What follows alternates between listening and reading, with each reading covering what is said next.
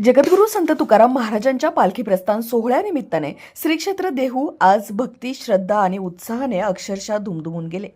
पहाटेपासूनच हजारो वारकरी दिंड्या आणि भाविकांनी मंदिर परिसरात गर्दी केली होती। ज्ञानोबा तुकोबाच्या अखंड जयघोषात टाळ मृदुंगाचा निनाद, हरिनामाचा गजर, फुगड्यांचा उत्साह आणि विठ्ठल भक्तीने भारावलेले वारकरी, अशा भक्तिमय वातावरणाने संपूर्ण देहू नगरी भारावून गेली।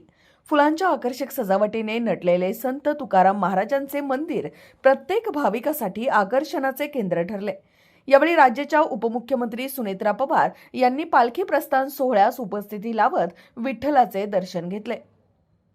यावेळी त्यांनी विठ्ठलाच्या चरणी राज्यातील शेतकरी सुखी, समृद्धी आणि आनंदी राहावेत, महाराष्ट्रावर विठ्ठलाची कृपादृष्टी कायम राहावी अशी प्रार्थना केली।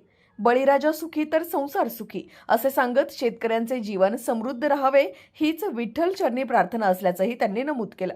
यावेळी मावळचे खासदार श्रीरंग आप्पा बारणे, मावळ विधानसभा मतदारसंघाचे आमदार सुनील अण्णा शेळके तसेच जगद्गुरू संत तुकाराम महाराज मंदिर संस्थानचे विश्वस्त विक्रमसिंह मोरे यांच्यासह अनेक मान्यवर उपस्थित होते। दरम्यान मुसळधार पावसाच्या पार्श्वभूमीवर मुख्यमंत्री देवेंद्र फडणवीस यांनी वारकरी आणि भाविकांना देहू व आळंदी येथे गर्दी टाळून पुणे येथून पालखी सोहळ्यात सहभागी होण्याचे आवाहन केले। मात्र या आवाहनानंतरही श्री क्षेत्र देहूमध्ये हजारो वारकरी आणि भाविकांनी मोठ्या संख्येने हजेरी लावली।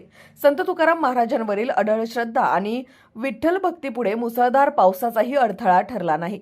पावसाची पर्वा न करता वारकरी टाळ मृदुंगाच्या गजरात, हरिनामाच्या अखंड घोषात आणि ज्ञानोबा तुकोबाच्या जयघोषात तल्लीन झाले। देहू नगरीतील प्रत्येक रस्ता, प्रत्येक गल्ली आणि मंदिर परिसर विठ्ठल नामाने दुमदुमून गेला।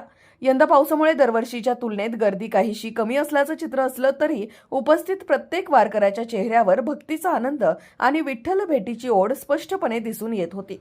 श्रद्धा, परंपरा आणि भक्तीचा हा सोहळा पुन्हा एकदा संपूर्ण महाराष्ट्राला विठ्ठलमय करून गेला।